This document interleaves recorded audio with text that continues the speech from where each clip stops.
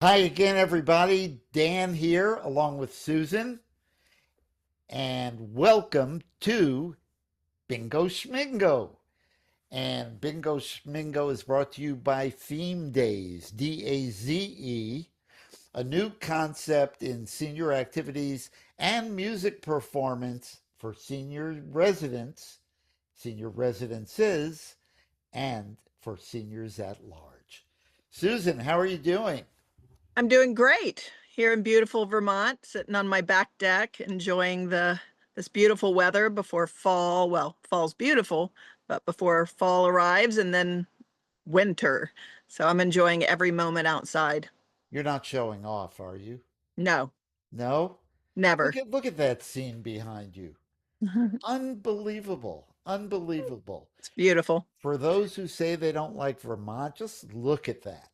Yeah, Yeah, beautiful. but what they don't see are the supermarkets and the gas stations, right? Everybody's got to have them. That's true. Someday we won't need the gas stations, but Right. for now. Anyway, it's great to be here with everybody again. We have a very special guest with us today. We do. His name is Matthew Jacob. He's 16 years old. He's from beautiful Dallas, Texas. Texas. Okay. Texas. He's from Dallas, Texas, and he started a nonprofit called Geriatrics Support Network. And I'm not going to go any further into the explanation of his amazing nonprofit. We're just going to introduce Matthew. Matthew. Okay. Are Okay. we ready? Drum roll, please. Ladies and gentlemen, here is Matthew. Ta-da! He's coming.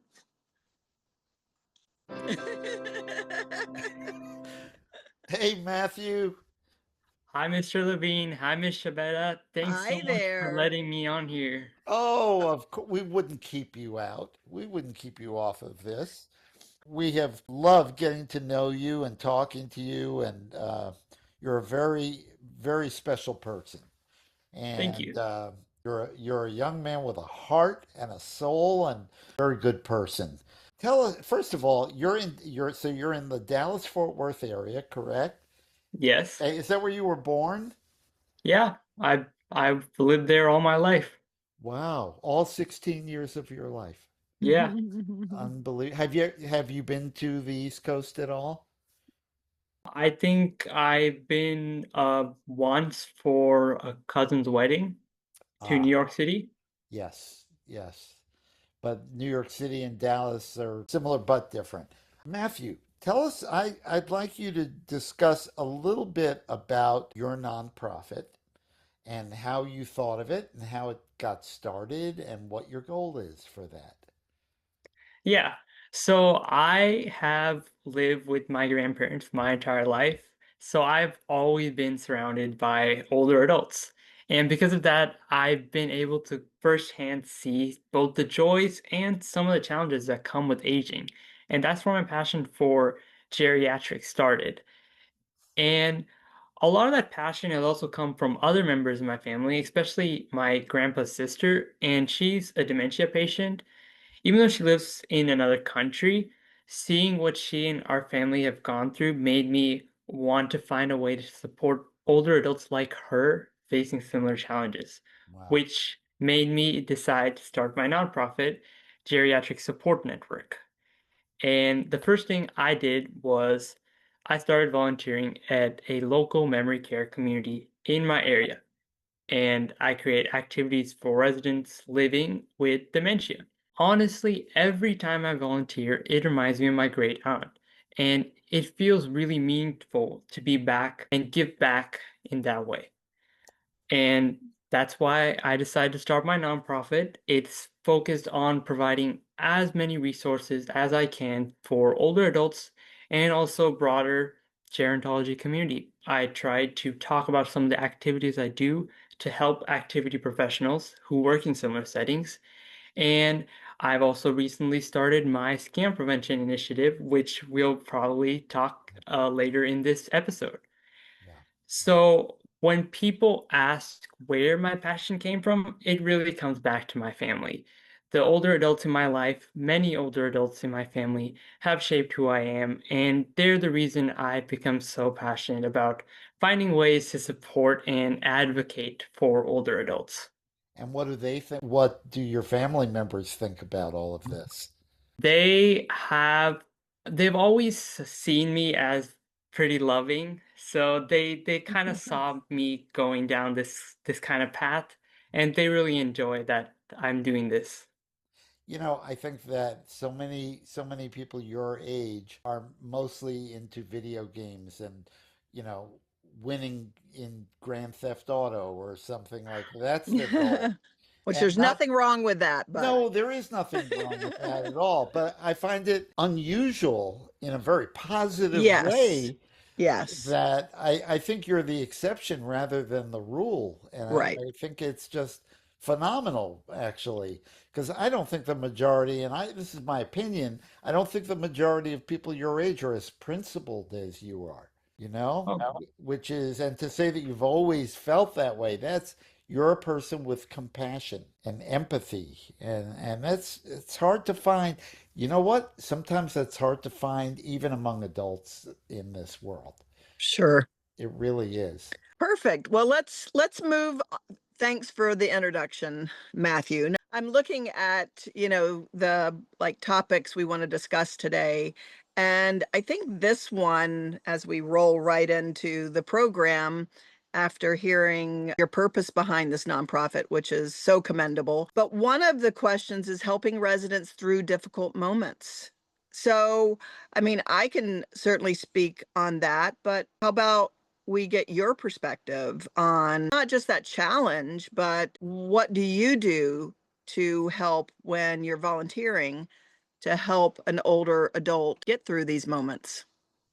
yeah, thank you. This podcast has talked about before the concept of redirection, and Hmm. definitely, I mean, I'm working in a memory care, and that's something that staff will deal with pretty frequently. Yes. And I feel like I kind of have a process that I try to do during these situations. The first thing I would do is whatever activity we're doing, I would say something that can help them calm down. And then I'd say, would you like to, while you're waiting, participate in this art activity? If they are still focused on those thoughts, I might offer them coffee. I might offer them popcorn, root beer. People in Texas love root beer. Yeah, they do. A&W root beer in particular. There used to I be think stands out there, like commercial A&W stands. Maybe I'm showing my age. I think the ones that come out of a can. We sometimes do like root beer float evening Yes. Ooh. where we add ice cream on top. Yep. But that can sometimes distract them. If they're still kind of focused on those thoughts, I would kind of say, "Oh, I can help you with that. Would you like to sit down and wait here?" Like, say there's one resident that he's actually a new resident. He just always thinks he's in an airport. And just randomly during an activity, he would come and then he would say, "Oh, well, what time is it? I'm missing my flight."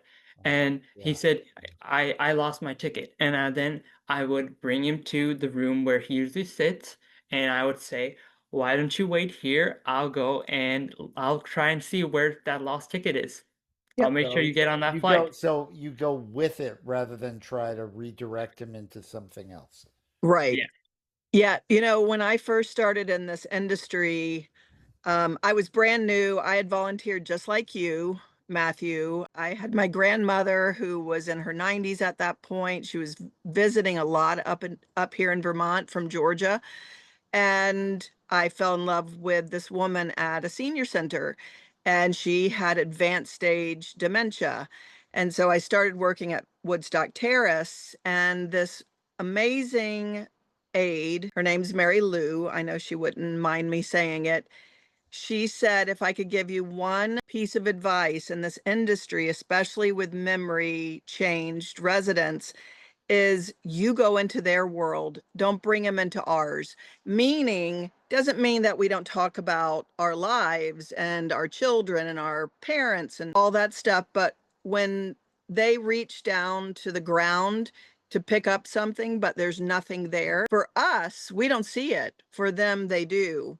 And you just maybe say, you know what, Glenn, I'll get that for you. And you pick it up. And it was, I think, the best piece of advice that I could have ever gotten as I ventured into this new career path. And it resonates still. And I use it often when I'm working with the elderly with advanced stage dementia or Alzheimer's. Interesting. How often, Matthew, do you volunteer at these I facility at that volunteer facility in particular? about 2 to 3 days a week. Wow. How do you juggle your homework and all of your other activities around this? How do you find the time, I just particularly in try, high school, you know? yeah, I just try to keep myself, have things scheduled, be really organized, and I can usually be able to do these things that I love. And Oh, I'm that's assuming I'm wonderful. assuming that you're going into your senior year. Am I correct? I'm actually going into my junior year. Oh, you're Yeah. going into your junior year. Yeah, So, okay, you're going into your junior year. So you're starting to think about a career and you're starting to think about college. yeah. Any thoughts on where you're going to go, where you'd like to go, and what your major might be? Well, I know for a fact that I really want to be a geriatrician. I want to go into medicine for the geriatric population.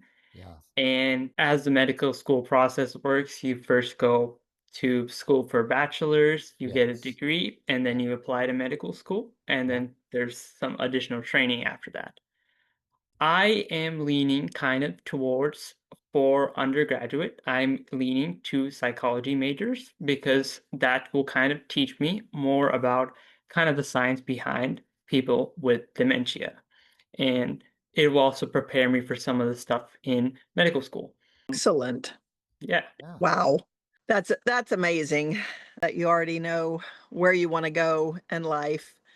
You know, there's these two questions, Matthew. Let's touch on creating activities and then we can talk about, participation, but creating activities that would have a wide range of cognitive abilities versus maybe more advanced stage. How do you prepare for activities for the less and the more and memory care? So one thing I've kind of noticed is people in memory care, they really like structure in their routines. So every day, the memory care that I work at, they do morning exercise. It's not a really complex exercise, usually just things that can keep them moving. So that's the kind of the physical side of development.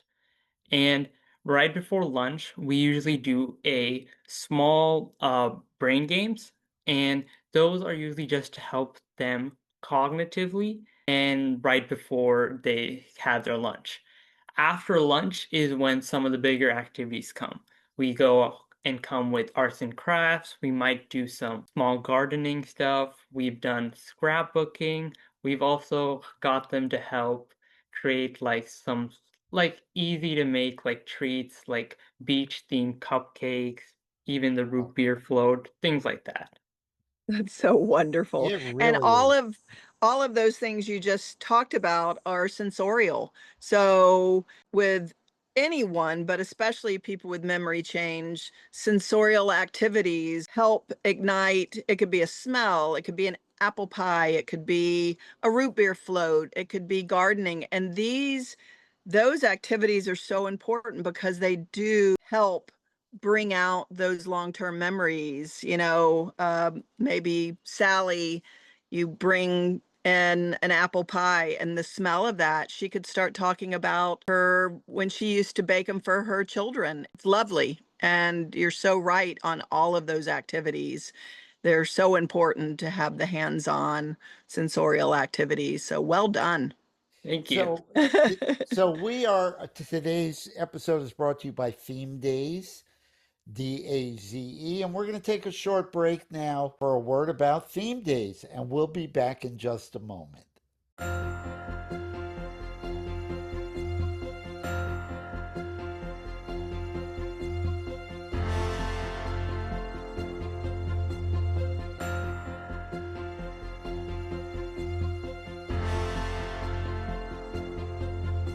Hi, Dan here. We are taking senior activities and music performance to a whole new level. As a senior myself, I remember all the great songs we grew up with.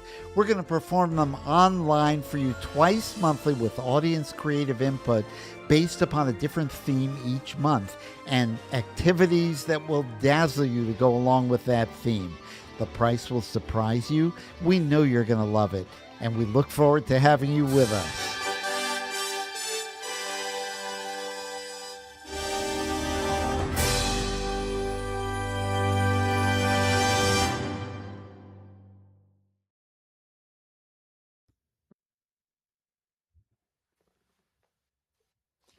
We're back, and we're here with Matthew Jacob and Susan Scibetta, and of course, I am Dan.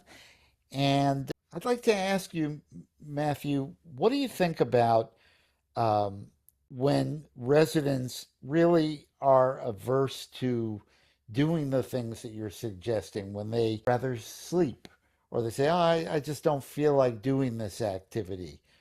Do you have any magic formula or a special way that you can actually induce people to take part in the activities? Yeah. Well, like humans in general, everyone is unique. So there are things that some people like. There are things that other residents don't like to do. And one thing I try to do is make it seem less of like something busy that they have to do, but rather something that they're just helping with. So one time we were like preparing for this one big event for Father's Day, and we asked this one resident, she usually doesn't like to participate in activities. We asked her, can you help us glue all these bows on the mason jars that we were going to put a bunch of trail mix in? Oh, that's great. That, And yeah, in other words, she feels that you need her now. She's needed. yeah. You're not just trying to make her participate in something that she doesn't want to do. You're not a pain, but you're actually in need of her assistance. I like that. Smart. Yeah, Very smart. there's also another resident, and yeah, every time I ask her if she wants to do puzzles, bingo, or games, she sometimes rolls her eyes and says no. And I thought we would never find an activity that she would like, but I actually noticed that there are actually two things she really enjoys. One, when entertainers come, so people like Mr. Levine. I'm sure she loves hearing music, and she loves to hear we have people like Elvis that come and sing those songs. And I think it's just because she just likes sitting down and watching something. Yeah. And Yeah. I remember I was talking before about how we like to do brain games before lunch. And one of these games is basically we would write a word, kind of a bigger word on a whiteboard, like understanding. And then we would ask how many smaller words can they like create from it. And that resident in particular, she says almost all of them. That's amazing. Yeah. Yeah, that really That's a is. great activity. That's a really great activity.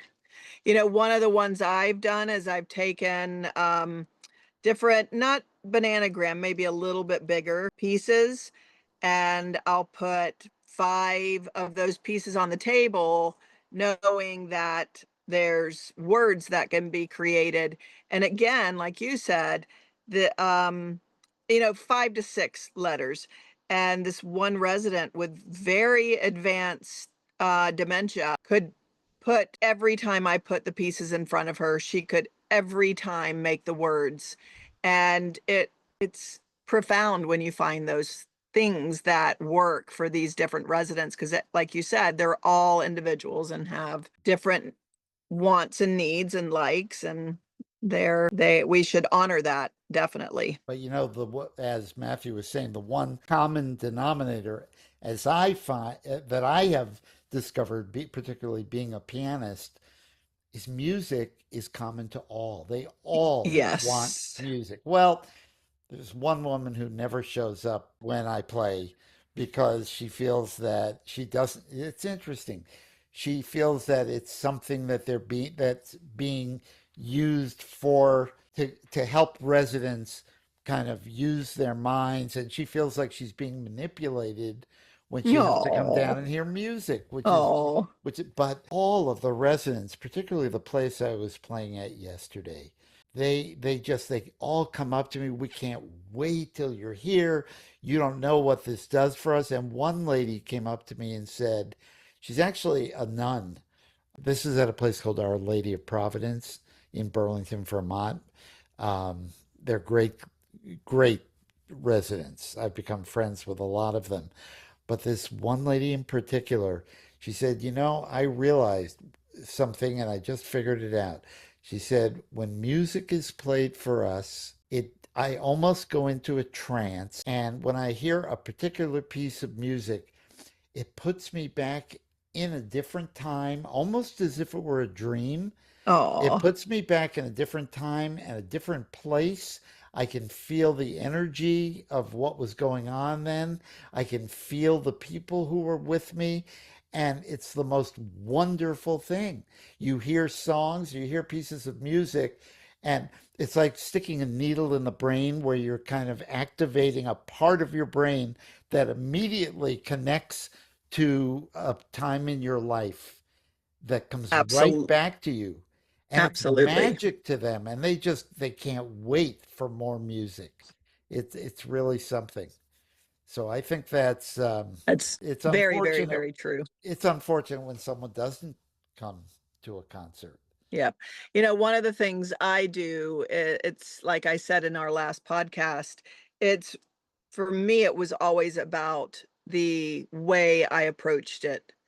And it was very different for each resident. I knew my residents like my family. I was with them so much. Yeah, yeah, So I knew there were some of them that I would give them a task to help with. And then others, all I had to do was say, Dan's coming. And they'd be, I'm right there. yeah, So, and enough time, no rushing.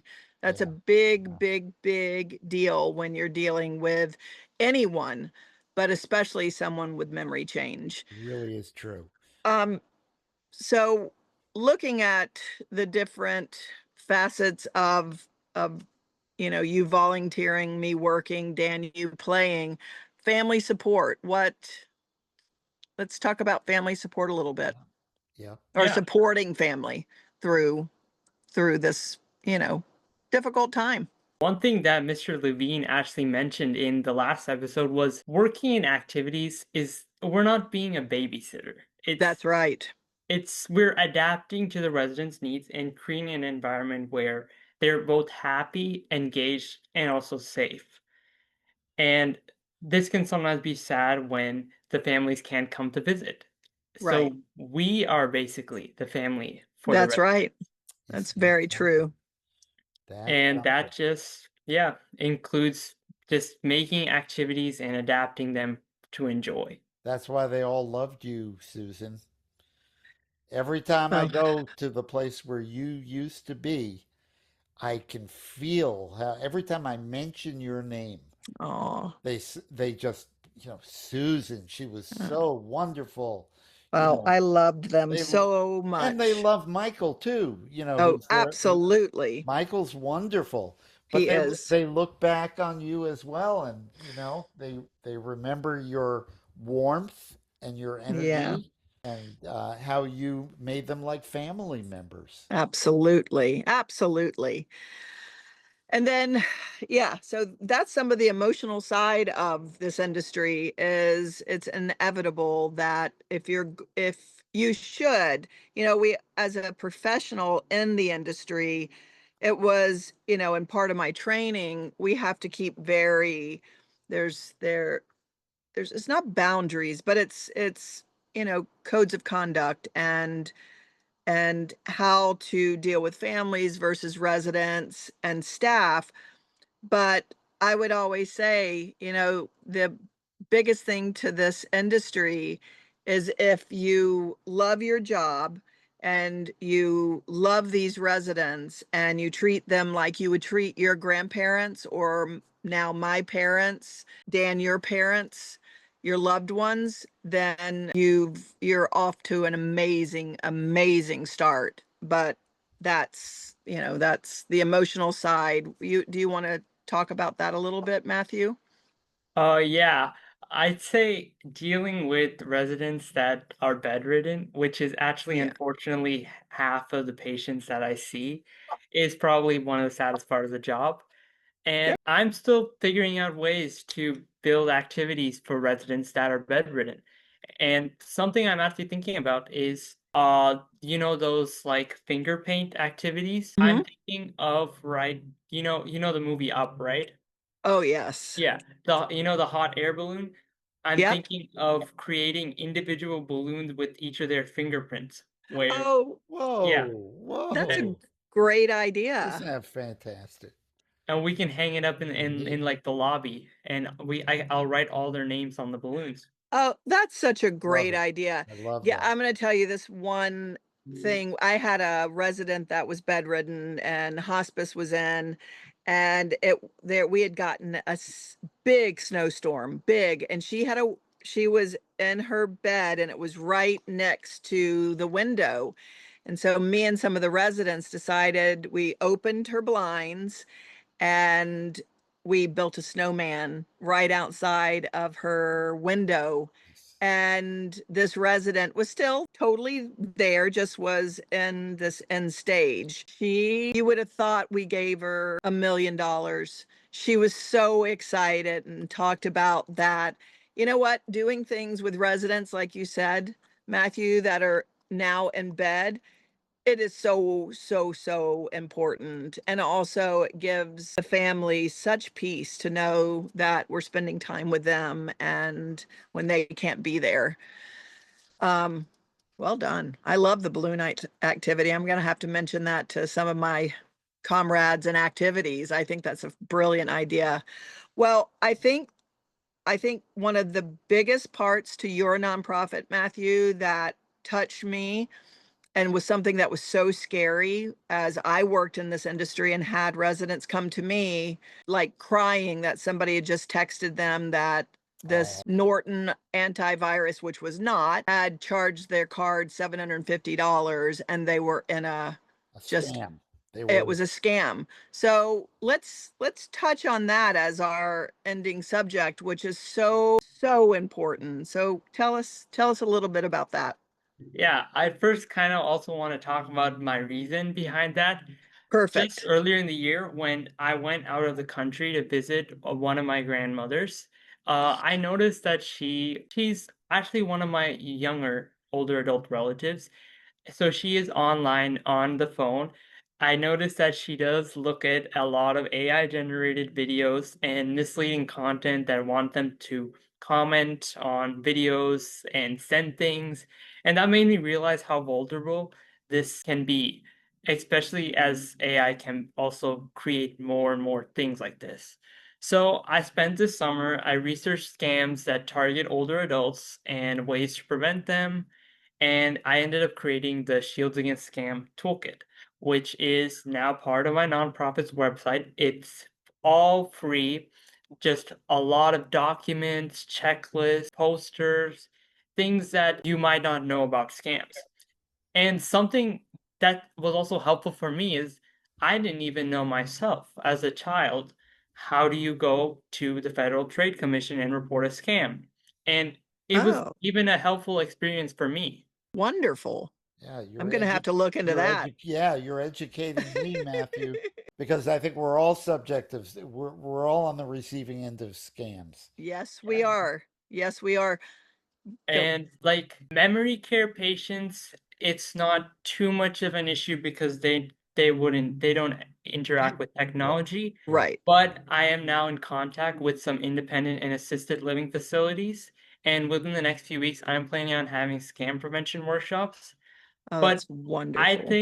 think educating older adults about scams, it should be less of a lecture. That's why, Exactly. yeah. That's why I'm thinking of maybe having snacks and food because scams are a dark topic, but They are. they can be presented in a fun and engaging way. You know, Yes. when my mother was living alone in her condo until the age of 100, um, she called me one evening. She said, "Dan," and this was really sad. She said, "Dan, I'm afraid I'm going to be going to jail." I said, "Mom, what do Oh, you mean? You're the God. most honest person I've ever known." She said, "The IRS contacted me. Apparently there was something I didn't realize had gone wrong, and they said that if I don't pay almost $10,000 in the next 24 hours, they were going to take legal action." She was crying. She was so upset. And, it was really hard to talk her out of the fact that to make her understand and realize that she was easy prey Yeah. for these scammers who Yeah. unfortunately prey upon people who they think are vulnerable, That's as right. my mother was. And so awful, so It awful. is. I did some stuff with fraud after this one resident came to me, and I had our local police departments like virtual fraud department come in I was and there that day. yes, and spoke with our residents, and it was so, so valuable. And I Yeah, did speak to them before they came in and just sort of went over the population they'd be talking to. And they said, this is one of the most requested places to speak are senior residences. We've yeah. done it with senior centers, senior residences, even just seniors who are aging in place. So that's an incredible thing you're doing. It's so important because as technology creeps in more and AI, I think we're going to see a ton more if we don't educate even ourselves. Mhm. Yeah. Do you guys? Matthew, I was wondering, we're going to be actually ending quite soon. Do you have any final words or anything you'd like to say in closing? I would just like to say that thank you so much for letting me on this podcast. It was a Mhm. great experience to Oh, talk with people with so much experience working with a population that I love. oh, that's well, you are just first of all, you are a joy to speak with. I can't tell you how much we both respect you for what you do, Yes. for who you are. You're a very unusual young man um, with something very valuable to contribute to society, and you're doing it at your early age, which just speaks so well for where you're going in life and how you're contributing to society, and I commend you for that. It was Ditto really to ditto to that. it was a pleasure having you with us. It really was, And we Matthew. can't wait to watch you just soar and create such happiness in these residences and I mean resident yeah and the residences and with the elderly. I'm going to keep track of you big time on Me your too. website and anything you need. And would I'm you? I agree with you. I agree. Would you be happy to? Would you be able to come back with us again sometime? Yeah, I can or Well, absolutely. good. We look okay. forward to that. Thank you, Matthew. Take care of yourself. Appreciate you Thank being you. with us. So, Susan, Yes. what a young man he is. I mean, Oh my gee, gosh. I blows am blows me away. blows me away too. 16 But years old. it, 16 years old. I know. But you know what? There's these diamonds out there, and obviously this is a testament not just to him but his family and the support he gets from his family and probably other mentors. I'm in awe, and I'm thrilled that he was willing to come on our podcast and tell us about his life, Yeah, and take this time. It's just yeah. yeah, Uh, it was wonderful. So it was so wonderful. we will be back next week with episode 5. Wow. We hope you'll join us. And remember, we are sponsored by ThemeDaze, DAZE, a whole new concept in senior activities and music performance for senior residences and for seniors at large. At large. At large. What does that mean, at large? Interesting term, at large. As a whole, at large. Good. Yeah. Well, we hope you all check ThemeDaze out. Yes. And we'll see you back here next week. And thank you for joining us. And take care, Susan. Yep. And goodbye, everybody. And thanks again for being here. Goodbye.